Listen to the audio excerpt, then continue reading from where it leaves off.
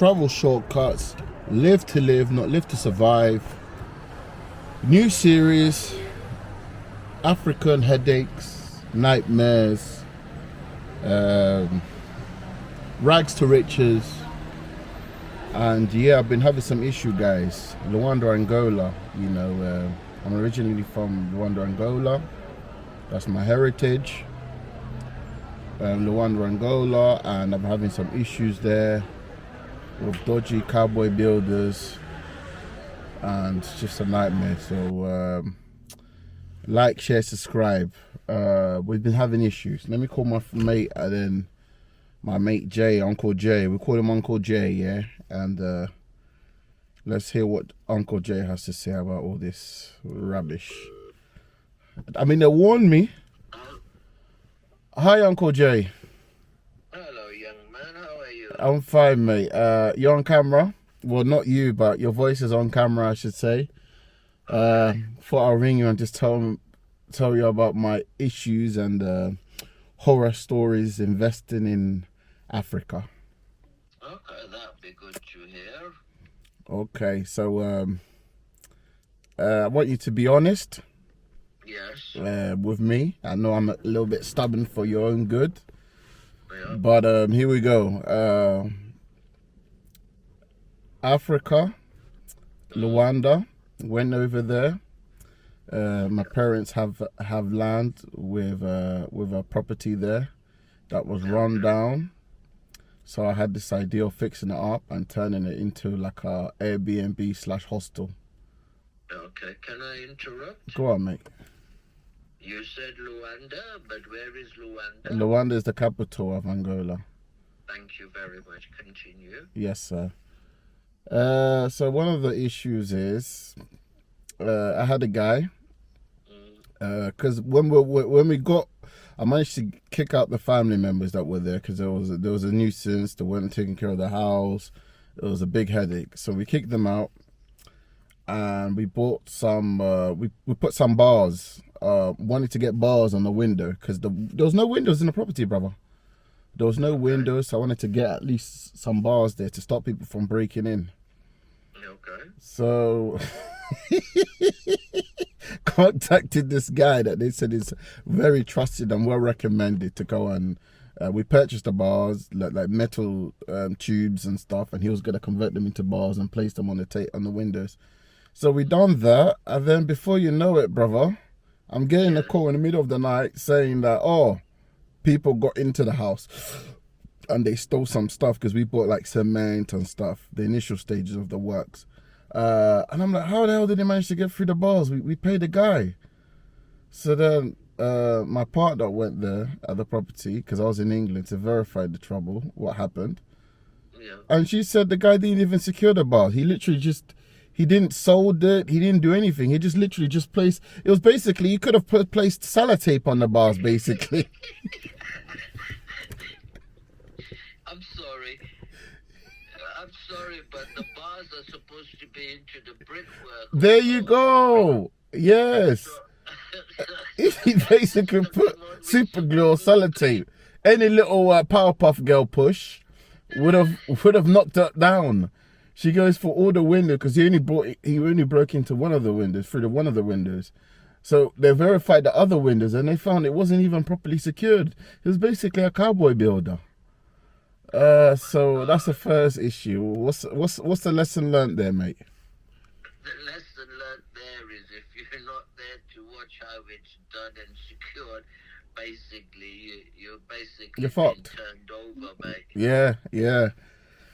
Oh, Jay, man, you have to help me out here, mate. Second time, one issue that I've had is this is the one. This is the nightmare. Met a guy, and he's like, he's supposed to be my electrician. I'm like, we need 17 doors at the property, we need to get this sorted. Can you help? He's like, yeah, I can help. So like, he's like, I have a nephew. Wasn't really a nephew, but they all say that. I know a nephew. He's really good. He's a good carpenter. Cool. So I spoke to him. Yeah, no problem, sir. No problem, sir. We can do everything for you. I said, how much? He said, okay, I'll need £1,000, basically. He said, £1,000. I said, okay. He said, oh, but I'll need 80% of it. I said, you're having a laugh, mate. I'm not going to give you 80% of that money. I have to see the results first. So then he said, okay, give me at least 50. You know, half, 50%. So that would have been 500 quid. You know, we'll show you. We'll do half. We'll get at least 8 or 9 doors. Seven. It will be 17 doors and 11 windows. He said, okay, cool. Brother, 1 week went. We paid 500 quid. 1 week went. 2 weeks went. 3 weeks went. Nothing. We called him up. Hey, brother, what's going on? Oh, don't worry. I'm doing it now. It's nearly finished. I'm going to bring it over. Mate, my girl called me. She's like... I'm sorry. He said the guy... God. Are you some kind of a guy that does trust people on what they tell you that they're going to do? No, but he said he's a friend of a friend, so I thought, No, my question is, how can you part with money so quickly and then you're having to chase him after 2-3 weeks? That is absolutely ridiculous. I mean... I have sympathy for you to a certain extent, but I just feel like laughing my head off. I'm ever so sorry. But, because he was introduced to me as a friend of a friend, and I understand it's a big job to do. I mean, 17 doors, 11 windows, and he's a carpenter, he's going to do it all everything himself. So I thought, okay, maybe he's just trying to get everything right. Bird calls me and says, oh, he only brought 1 door. I was like, what? He only bought 1 door, front door. He only got the front door installed. He said he's coming back tomorrow. Jay, that guy never came back.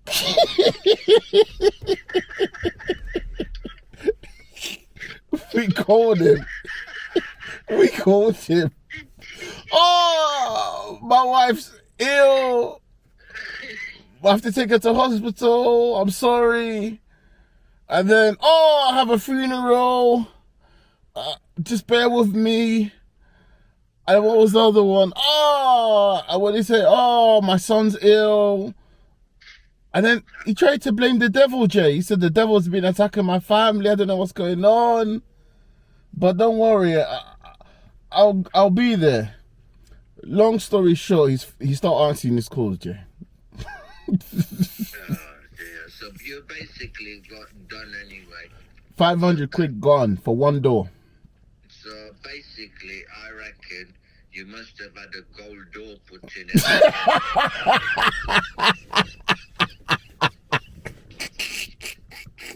You said a gold door, Jay.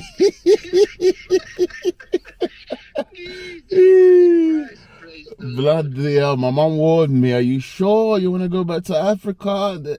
There's a reason why we left Africa for England. Are you sure? Well,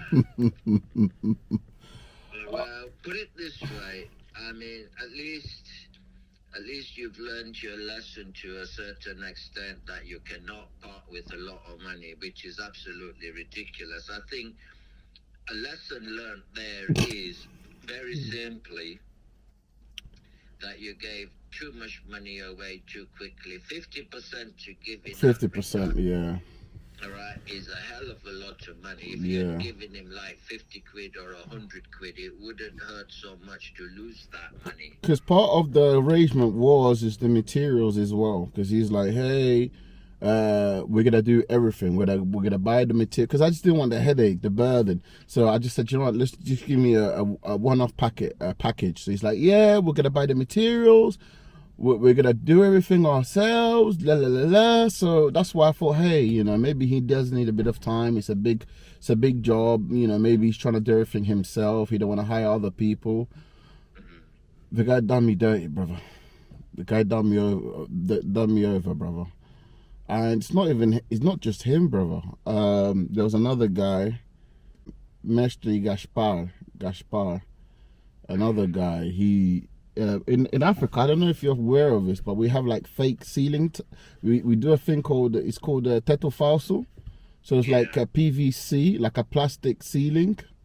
Yes. Yeah, so he's like, oh yeah, the house, you can put some PVC ceiling tiles. It's gonna look nice. So we bought some wooden ones, some wooden ceiling tiles, panels. It's a PVC panels, yeah, to look nice and everything. And he's like, yeah, we're gonna put it, we're gonna set it all nice for you, blah blah blah. Yeah. Paid him some money. Well, how much did I pay him? Like 300 quid, 400 quid for it. For him, we bought the stuff. He just had to his labor charges. He Monday obra. He charged us I think like 300 or 400 quid, something like that. For how many rooms? For roughly it was what 6 rooms, brother.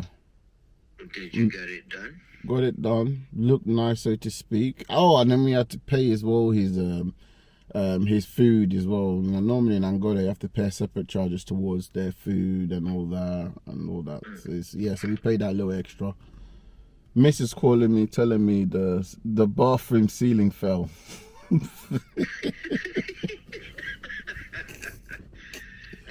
Actually, the way it's sounding, right? Now let's go back to the other problem initially. I know the ceiling fell, which sounds very, very horrendous. I'm hoping nobody got hurt. Did anybody get hurt? Thankfully, no. Well, praise the Lord for that. Hallelujah. But the point I'm trying to make, let's go back to the doors and windows. Yeah. How did you overcome that scenario? Because that, to me, is a bit, on one hand, it's fascinating. On the other hand, I know you got absolutely done for 500 quid with one door. So that meant that door was solid gold. Right? Or even better, it could have been gold plated. You don't know. Right. Okay. So what I'm trying to ascertain is that whether you got your windows, your doors done. We did eventually get it done, but we have to break this into parts because this is the first part. There's a second story towards the windows and doors as well. Right, So but okay, let's leave the doors and windows for a minute. yeah. Now, please enlighten me something. Did you manage to get those steel bars put on the windows? Eventually, we did at the end. The steel bars was supposed to be temporary. Was attempted to be a temporary fix, because while we were doing the construction of the house, adding little bits and blobs, doing everything up again. You know, with the walls, 'cause it was horrendous. We wanted to just stop intruders coming in and stealing building material. So we wanted steel bars. But then later, during the end period of the construction, we then removed the steel bars and then we placed windows there. And then we added the steel bars from the outside, the exterior of the house. So that was done. It was supposed to be a temporary thing. The steel bars, yes. And that was put together with sellotape, it seems. Sure. But what? So it wasn't sellotape anymore. No, we got a guy to then come in and sort that bit out. So that was I guess a step in the right direction. But what was I saying? What was I telling you again? Just now. The ceiling fell, and I'm like, okay. And then in a space of 2 days, a second ceiling falls in another room. And I'm like, what the hell's going on here? And then, again, my missus sends my cousin, I believe, there to go and verify and see what's going on. And it turns out this bloody bastard that put together the ceiling, the PVC ceiling panels. He didn't secure it. Again, I don't know what's wrong with these guys, because I don't know how it's done, but you have to kind of like use like an electric drill a hole, and then you have to use a washer, and then drill the screw in. They didn't secure it, brother. No support to hold it up. So basically, the job that they were doing wasn't adequately supervised, therefore things weren't going according to plan. So be it. Yeah, that's the problem. Because I was here in England, I couldn't be there in Angola. I was taking care of things here. So obviously my partner at the time, she was doing her best, but she had her own issues going on, and I guess we weren't, there was no one there to supervise. Yeah, so at the end of the day, you're gonna have to stop. My wife's calling me. Oh, okay, Jay. Nice talking to you, man. It was a good I'll talk. call you back, bye. Thank you, mate. I think Unc Jay, big up Unc Jay, man, big guy. He was looking at everything in terms of theory, and he's trying to look at everything like we're back in the West, we're in England.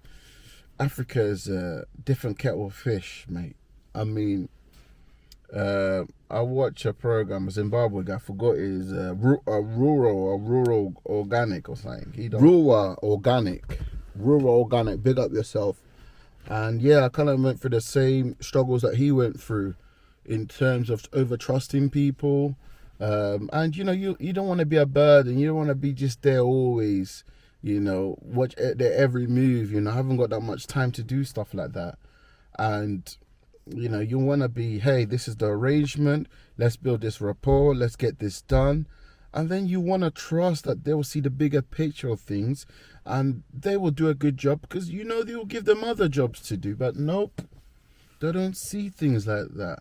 They just want to take from here, take from there, you know. And they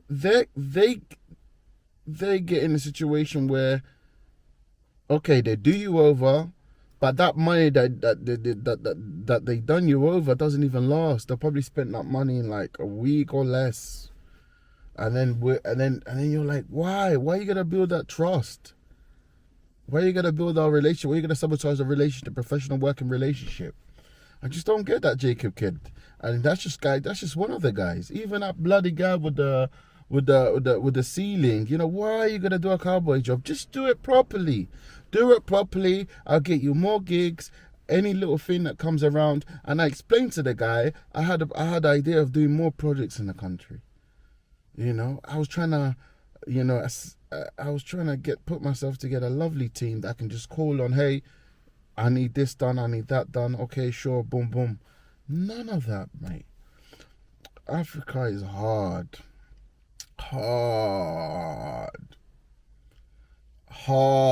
Like the mentality, the work ethic. And the worst thing is you're talking to them and they're smiling in your face. Yes, boss, yes, but they're plotting to do you over. You know, it's been hard. It's been hard, but what can you do? You know, if it was easy, everyone would be doing it. So continue joining this series and follow the series. Rags to Riches. Big up everyone in London, England. We're trying to go back to Africa. We're trying to build it up, invest what we can, but it's hard, very frustrating. But what can we do, man? We have to live to live and not live to survive. Travel shortcuts.